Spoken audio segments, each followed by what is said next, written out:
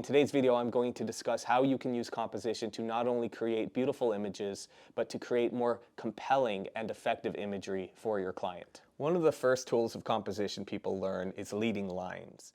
Here I have leading lines created through the use of perspective, but the eye is further drawn in toward the subject matter by using the people on either side of the table to block the subject matter off. Leading lines are very explicit. We know what they mean. They're lines that lead toward a subject matter. But I think it's better to think of images as having direction. Where does the direction go? Often the direction is very explicit, but also direction can be more implicit. Things like the gaze of a person can draw your eye in a certain direction. And sometimes by cutting an angle, you have lines that aren't necessarily going to be so obvious. The natural direction of this image goes left to right, but once we meet his gaze, we can't help but go back to our left. In this image, I've placed my subject 1/3 of the way.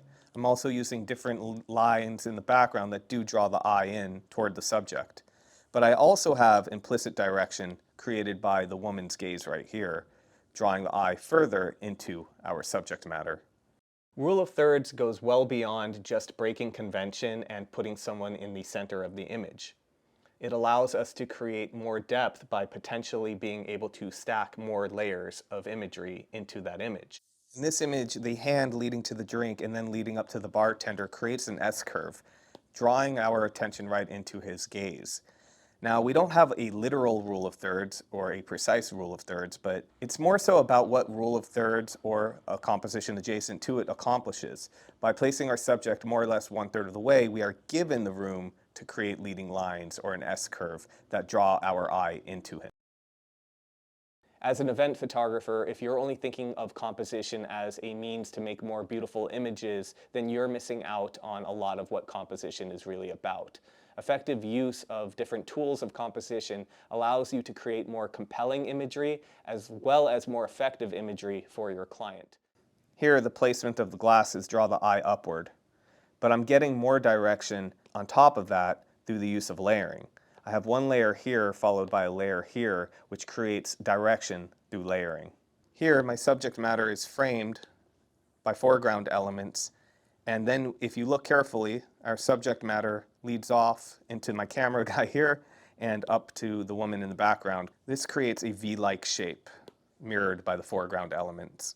In this image, I have 3 layers, each creating a triangle-like shape. We have the layer of the table, the layer of the people in the middle, and then we have this final layer in the background. So we have subtle geometric shapes, leading lines, and layers. Here I have a much simpler use of layering. I have the Bushmills bottle followed by the background, and this would be perfect, I think, for any advertisement where they need to get to the point, maybe a billboard where the viewer would only look at it for a single second. As photographers, we're creating a world for our viewers. We do that by deciding how to frame the image, what to include and what to not include. The borders of the image can create something that's very self-contained, or if you use leading lines that lead out of the frame or you leave a lot of negative space on one side, it could have the opposite effect. It could have the viewer question what's going beyond the borders of this image. In this example, although I have a lot of negative space on the left and the right, this is negated by the fact that I have leading lines drawing the eye inward.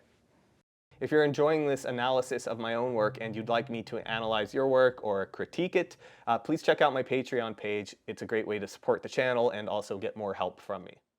Shooting from a low angle implies importance, power, influence, etc. And conversely, it can have the opposite effect on the viewer. If you're looking upward at a subject matter, you may feel less powerful. Likewise, shooting from above has the opposite effect. If you photograph someone from above, they're going to look less important, less powerful. I was able to capture the importance of this moment by shooting below. The bartender jumped up on the bar, and by positioning myself right under him, I was able to get this shot. I did leave a lot of headroom for 2 reasons. One, I like the way that drawed the eye in, but by giving that extra space, it amplifies the feel I was trying to portray. And also, it doesn't hurt to create some images with a bit more headroom in case anyone needed to write something up there, use it for an advertisement. Conversely, in this image, we're on equal ground. By not shooting at an angle, we're meeting him at his level. I've been a photographer for a very long time. When I first started as a photographer, the rules of composition were taught just as that, rules. They weren't necessarily meant to be so rigid, but just by implying that they are rules kind of implies that these are things you need to follow. But rules of composition is not about more is always better. It's about what's right for the job. I personally think there is better language to use when talking about the rules of composition, but in the end, it's not that important. It's just important that we understand that these are tools at our disposal that we can mostly use to create not only interesting imagery, but also compelling imagery with meaning. When we fill our frame, we're able to create chock-full images that have compelling imagery, depth, and really keep the viewer engaged with the photograph without wanting to wander their mind out of the frame. In this image, I'm filling my frame, drawing attention to these two, but I'm also using the people in the foreground to frame them further. By filling my frame here, I'm able to create a more intimate moment between these two. In this image, I'm using a beam of light entering from outside to further draw attention to my subject. One thing I had to figure out on my own, and I haven't really heard other people talk about it, is what kind of unifies all these rules of composition? What are they all aiming, whether working together or individually, to achieve? And the answer I've come up with is that they all create well-balanced images. If you take the rule of thirds, for example, that 1/3 placement of your subject matter allows 2/3 of negative space that in combination kind of create a balance to that main subject matter. A good way to think about a balanced image is not to think about a tit for tat literal balance. For example, in my image, if I have a lamp here, it doesn't mean I have to have a lamp here, or it doesn't even mean I need to have something the same size. A lot of things contribute to adding weight to an image. It could be brightness, it could be physical size, it could be light, shadow, anything can influence where the balance, where the eye is being drawn. And all the rules of composition are typically creating direction and a balance at the same time. In this frame, I make subtle use of the rules of composition, but my main focus is to achieve a balanced image. I do this while subframing myself using the couch and the laptop, and you'll notice that my shoulders mirror the bulge in the back of the couch. You could imagine that by simply removing the stool, this image would then have a little bit too much negative space, drawing the eye a little bit too much to the left. In today's age, we are used to the sugar, salt, fat version of imagery when we go to Instagram or anywhere else because we're only swiping really quickly.